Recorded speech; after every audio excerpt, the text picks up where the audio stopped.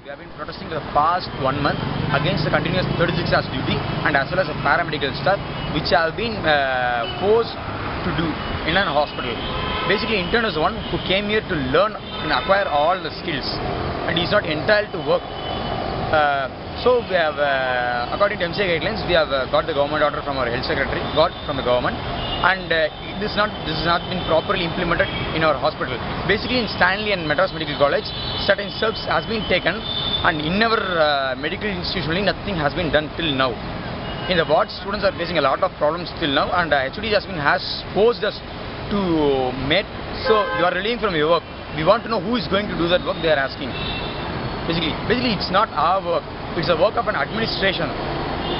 Basically, we are having a problem only in 5 major departments, and other super specialty departments which are running in our hospital are not facing any problems at all.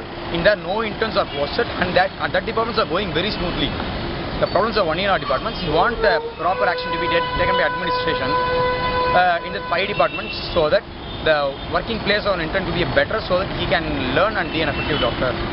We are going to have a meeting with our association regarding this, and necessary steps will be taken, and we are going to request the concerned persons to make the paramedical staff to work.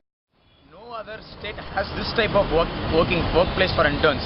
In there, everything is going very smoothly, and interns are learning very properly there. And in Tamil Nadu only, they are facing this, and this is a problem of administration basically.